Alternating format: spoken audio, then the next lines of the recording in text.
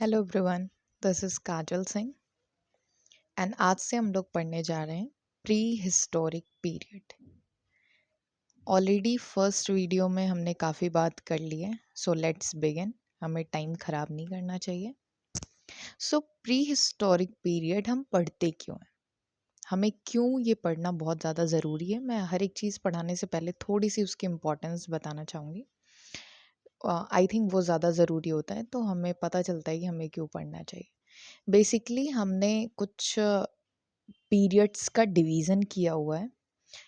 Human के evolution पे हमने कैसे खुद को इवॉल्व किया, कौन से टूल्स यूज़ किए, उसकी मेजर साइट्स कहाँ कहाँ पे हैं, कल्चरल डेवलपमेंट क्या क्या हुए, ये सारी बातें हम इस वीडियो में करने वाले हैं। एंड यस, लास्ट में मैंने पिक्चर्स एंड एमसीक्यू भी रखा है, जो कि आई होप आपको अच्छा लगेगा। वो देख के थोड़ा और ज़्यादा क्लियर होगा।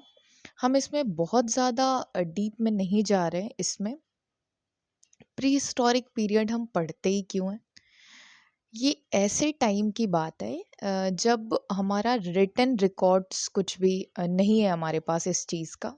तो इसलिए हम सिर्फ अनुमान लगा पाते हैं।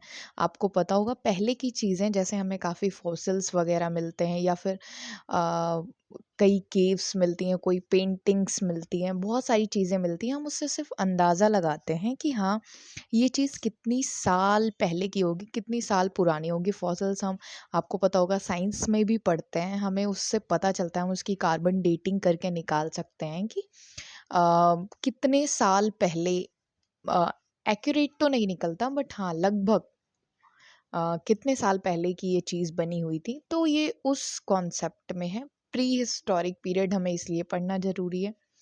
उस टाइम पे क्योंकि हमारा इवोल्यूशन बहुत ज़्यादा अच्छे से नहीं हुआ था, हमारा डेवलपमेंट नहीं हुआ था, हम नई-नई चीज़ें सीख रहे थे, हम नई-नई चीज़ों को जानने की कोशिश कर रहे थे। तो इसलिए कब कौन-सी चीज़ फर्स्ट टाइम बनी, क्या हुआ, क्या नहीं हुआ, प्रीहिस्टोरिक पीरियड को हम ऑलरेडी 2 पीरियड में डिवाइड करते हैं, स्टोन एज और मेटल एज ऑल्सो। बट हम इतना ज़्यादा डीप में नहीं जा रहे हैं। जो चीज़ इम्पोर्टेंट है हम उसके बेस पे इसको पढ़ रहे हैं, ठीक है। फिलहाल हम सारे एजेस के बारे में, आई होप आपको समझ में आ गया होगा कि हम क्यों ये पढ़ रहे हैं, ठीक है। It is very important. अभी हम एक एक करके पढ़ेंगे। पैलियोलिथिक, जिसको हम ओल्ड स्टोन एज भी बोलते हैं, मीजोलिथिक जिसको हम मिडिल स्टोन एज भी बोलते हैं, नियोलिथिक जिसको हम न्यू स्टोन एज भी बोलते हैं। इसमें एक और था कैल्कोलिथिक, वो नीचे रह गया आई थिंक, वो छूट गया, तो एक और है। And one more thing, Palaeolithic को भी हम 3 पार्ट्स में डिवाइड करते हैं। एक है अर्ली, और एक है आपका मिडिल, और एक है न्यू, या फिर हम उसको अपर भी बोलते हैं, पैलियोलिथिक एज। बट हाँ, हम इतने डीप में नहीं जा रहे हैं, विच इज़ वेरी इंपॉर्टेंट। जो जो जो चीज़ें इंपॉर्टेंट हैं हम बस उन उन चीज़ों को कवर कर रहे हैं, क्योंकि एशियंट हिस्ट्री से इतना ज़्यादा कवर अप नहीं होता है। तो ध्यान में रख के पढ़ रहे हैं। मैं ट्राई करूँगी कि चीज़ें काफ़ी ईज़ी हों, आपको बहुत अच्छे ईज़ी लैंग्वेज में समझ में आए, मेरा टर्म समझ में आए कि मैं क्या समझाने की कोशिश कर रही हूँ। I will try my best. Okay, so let's begin. So हम आ जाते हैं अभी पैलियोलिथिक एज पे, जिसको हम ओल्ड स्टोन एज भी बोलते हैं। ये कब से कब तक शुरू हुआ था? 2.5 मिलियन BCE टू 10,000 BCE। अब सबसे इम्पॉर्टेंट, BCE क्या होता है, ये बहुत इम्पॉर्टेंट है। मुझसे एक बच्चे ने पूछा था BCE क्या होता है। पहले तो हम BC पढ़ते थे, जिसको हम बिफोर क्राइस्ट भी बोलते हैं, बट इसी की जगह पे, क्योंकि ये बिल्कुल सेकुलर नहीं होता, ये किसी रिलीजियस के रिगार्ड में दिया गया है। डेफिनेटली हमारी जो लाइन होती है उस इससे पहले, before birthday of Jesus Christ, उसको हम BC बोलते हैं। और उनके बर्थ के बाद का जो भी एरा रहा है उसको हम AD बोलते हैं, ठीक है। एनो डोमिनी बोलते हैं। ज़्यादा वो हो गया, मैं इसको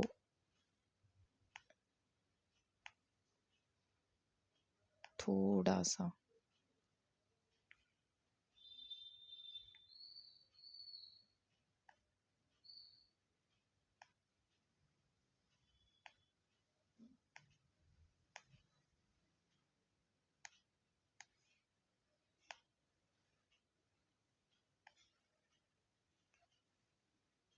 आई होप अभी मैं कर सकती हूँ। ये हमारी लाइन हो गई। इसके पहले का हमारा BC हो गया, इसी को हम BCE भी बोलते हैं। BCE का मतलब होता है बिफोर कॉमन एरा। डन। ये हमारा सेकुलर फॉर्म हो जाता है। और AD को ही हम बोलते हैं CE, जिसको हम कॉमन एरा भी बोलते हैं। तो ये बस इसी का जस्ट दूसरा नाम है, बट ये थोड़ा सेकुलर होता है, ये न्यूट्रलिटी लाता है रिलीजियस के बीच में। सो दैट्स वाई पहले हम BC बोलते थे, अभी हम उसका न्यू वर्जन हम उसी को बोलते हैं, इसी का वर्जन है, BCE बोलते हैं। तो ये ज़्यादा सुटेबल है। आई होप आपको समझ में आया होगा BCE क्या होता है या फिर BC और AD क्या होता है। ठीक है। एनो डोमिनी हम इसको बोलते हैं, इसको हम कॉमन एरा भी बोल सकते हैं। ये बर्थडे होता है। अब ये जितने भी साल पहले होगा, अगर वो जितना ज़्यादा होगा, लाइक 500 ईयर्स BC है,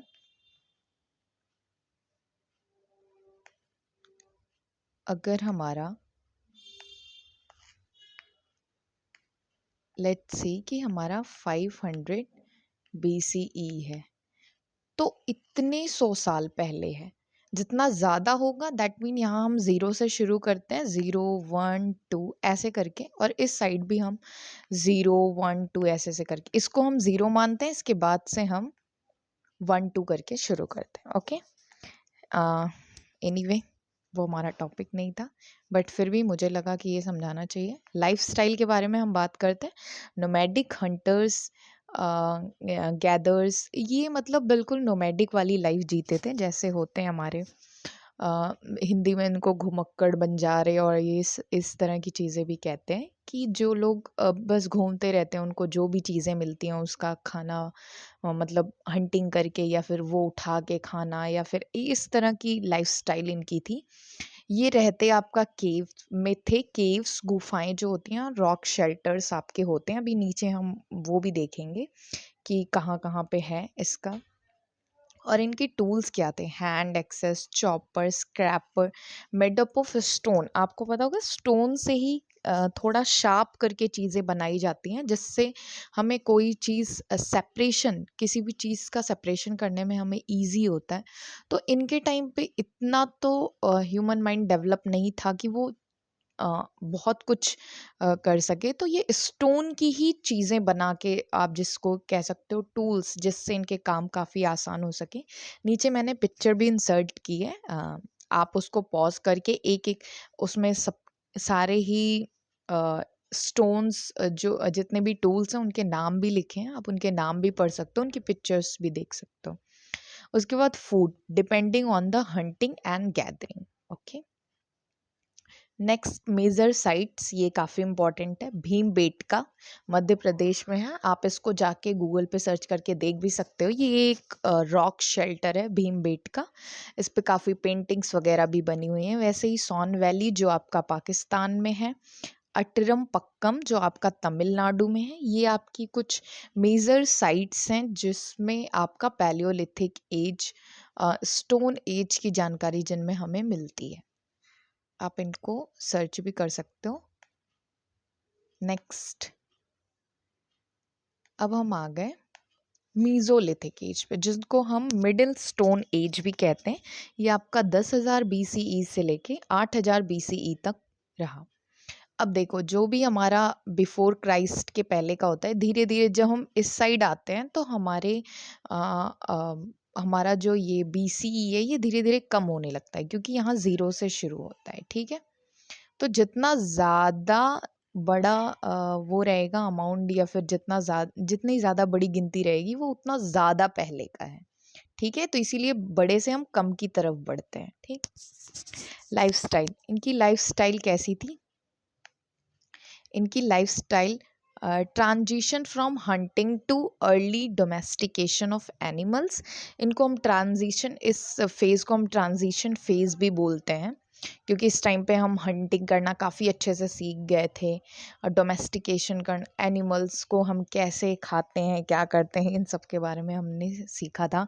इसी टाइम पे आपका बो एंड एरो, जिसको हम धनुष बाण, माइक्रोलिथ हम उनको बोलते हैं, जो हमारे स्मॉल स्टोन टूल्स होते हैं, जिसकी पिक्चर मैंने इंसर्ट की है वो एक्चुअली माइक्रोलिथ्स की ही है, जिसमें बाकी सारे टूल्स भी हैं। Food fishing and small scale agriculture, यहाँ से हमारा एग्रीकल्चर शुरू हो गया था, और फिशिंग भी हमारी इन्होंने शुरू कर दी थी। इसकी मेजर साइट्स कौन कौन सी हैं? बैगोर, जो कि आपके राजस्थान में है, आदमगढ़, जो कि आपके मध्य प्रदेश में है। Now let's move. अब हम आते हैं नियोलिथिक एज पे, जिसको हम न्यू स्टोन एज भी बोलते हैं, जो कि 8000 BCE से लेके 2500 BCE तक चला है। लाइफस्टाइल इनकी सेटल्ड लाइफस्टाइल है। विलेज डेवलप होने शुरू हो गए। अब आप देखो, न्यूलिथिक आते आते तक हम लाइफ सेटल्ड होनी शुरू हो गई है, इससे पहले नोमैडिक थी। अभी हमारे पास विलेजेस भी डेवलप्ड होने लगे हैं, जबकि पहले आपका केव और रॉक शेल्टर हुआ करता था। अभी टूल्स भी इनके डेवलप हो गए हैं, पॉलिश्ड हो गए हैं। पॉटरी का भी वो हो गया है, जो आपका जिसको हम बर्तन बनाना कहते हैं, वेबिंग एंड एग्रीकल्चर, यहाँ पे सारी चीज़ें आ गई हैं। Domesticated crop like wheat and barley, animal husbandry, यहाँ पे एनिमल हस्बेंड्री भी आ गई है, यानी पशुओं का पालन पोषण हम कैसे करते हैं। आप देखो यहाँ पे उन्होंने गेहूँ, मक्का, मतलब बाकी चीज़ें हम उगाते कैसे हैं, बेसिकली एग्रीकल्चर यहाँ पे हम काफ़ी समझ चुके हैं। उसके बाद आपकी मेजर साइट्स आती हैं, मेहरगढ़ जो कि आपका पाकिस्तान में है, बुर्ज होम जो कि आपका जम्मू कश्मीर में है, चिरहन जो कि आपका बिहार में है। ये आपकी कुछ मेजर साइट्स हैं। After then let's move chalcolithic. ये आपका कॉपर स्टोन एज है, so it is very important. ये आपका 250 साल BC से लेके 1000 BCE तक है। लाइफस्टाइल इनकी अर्ली अर्बनाइजेशन, यहाँ से आपका अर्बनाइजेशन शुरू हो गया है। Uses of metal, it is very important. ये आपसे पूछा जा सकता है कि हम मेटल का यूज़ करना कब शुरू किए, या सबसे पहला मेटल कौन सा था जो हमने यूज़ किया, तो दैट इज़ कॉपर। और कौन सी एज में हमने शुरू किया है? कैलिकोलिथिक एज में। और अगर आपको ईयर्स दिए जाते हैं तो आपको ईयर्स ध्यान रखना है कि आपका 250 BCE से लेके 1000 BCE तक। Tools, copper tools and painted pottery. अब पॉटरी इसमें पेंटेड भी होने लगी है। Surplus agriculture, better storage technique. अब यहाँ पे हम ट्रेड भी करना सीख गए कि हम एग्रीकल्चर से ट्रेड कैसे कर सकते हैं। हम स्टोर करना सीख गए कि हम स्टोर कैसे करेंगे किसी भी चीज़ को। इनकी मेजर साइट्स कहाँ कहाँ पे हैं? राजस्थान, जॉर्वे महाराष्ट्र, मालवा मध्य प्रदेश। ओके, नेक्स्ट इसके कुछ इंपॉर्टेंट पॉइंट्स भी हैं। Let's see. Palaeolithic period mark the beginning of human evolution. तो बेसिकली हम पैलियोलिथिक पीरियड को किस नाम से जाते हैं? ह्यूमन इवोल्यूशन के नाम से जाते हैं, जो कि जहाँ पे हमारे स्टोन टूल्स भी डेवलप होने शुरू हो गए थे। मीजोलिथिक पीरियड, इसको हम ट्रांजिशन फेज के नाम से जानते हैं, जहाँ पे हमने माइक्रोलिथ्स, अर्ली डोमेस्टिकेशन, ये सब भी शुरू कर दिया था। Neolithic period saw rise of agriculture and permanent settlement. Neolithic को हम किस नाम से जानते हैं? यहाँ से ही हमारा एग्रीकल्चर शुरू हुआ है, एंड सेकेंड थिंग हमारा परमानेंट सेटलमेंट शुरू हुआ है। Chalcolithic age, introduce of metal. So metal हमने कब यूज़ किया? कैलिकोलिथिक एज में। Leading to the development of civilisation, यानी डेवलप्ड किया हमने सिविलाइजेशन कैलिकोलिथिक में। ठीक है, इससे पहले हम सिविलाइज नहीं थे। Okay, important archaeological sites provide insight to prehistorical cultures and lifestyle। तो sites आपकी बहुत ज़्यादा important है। Now let's move to MCQ। यहाँ पे आंसर भी दिए गए हैं। आई होप आपको कोई दिक्कत नहीं होगी. Which following is a major palaeolithic site in India? So definitely Bhimbetka. What is the primary characteristic of Mesolithic ages? Mesolithic का primary characteristic क्या था? Introduction of microliths. And after then Neolithic sites located in present day in Pakistan, जो कि मेहरगढ़ में है. Chalcolithic is marked by the use of which metal? Definitely copper. ये हमारा first metal भी कहा जाता है जो ह्यूमंस ने यूज़ किया. What was the primary occupation of people of Neolithic? Definitely agriculture. इससे ज़्यादा ऑक्यूपेशन तो इन सारी एजेस में कहीं हुआ ही नहीं है, तो definitely agriculture only the answer. ये आपके सारे ही मैंने माइक्रोलिथ्स की पिक्चर्स लगा रखी, यहाँ पे आप देख सकते हो. अभी जो जो हमने ऊपर पढ़ा है कि scraper, microliths, chopper, hand axe, कैसी कैसी चीज़ें होती थी उस टाइम पे. तो ये काफ़ी चीज़ें आपने देखा ये स्टोन से बनी हुई हैं. इसमें ऐसा कुछ नहीं है सारी चीज़ें वैसी लगाई गई हैं. मोस्टली चीज़ें स्टोन से बनी हुई हैं. इन्होंने पीछे का शेप ऐसा रखा हुआ है जिससे वो आसानी से उसको होल्ड कर सके. जैसे आप स्कैपर को भी देख सकते हो. आगे इन्होंने सिर्फ ऐसे शार्प कॉर्नर दिया हुआ है जिससे ये चीज़ें, कोई भी चीज़ ये कर सकता है. किसी भी चीज़ को सेपरेट कर सकते हैं, किसी भी चीज़ को निकाल सकते हैं, ऐसा कुछ कर सकते हैं, मार सकते हैं. बट इन्होंने पीछे का ऐसा रखा हुआ है जिससे ये होल्ड कर सकते हैं. So that's it. I hope आपको चीज़ें बहुत अच्छे से समझ में आई होंगी. Feedback is must. Please tell me कि क्या क्या इसमें कमियां आ रही हैं और मैं क्या अच्छा कर सकती हूँ, क्या इम्प्रूव कर सकती हूँ इसमें. And thank you so much. I hope सब कुछ बहुत अच्छा होगा. बहुत अच्छा हम आगे करने वाले हैं डेफिनेटली. एंड आई होप आप ऐसे ही मेरे साथ रहें. Thank you so much for your precious time. Okay, bye.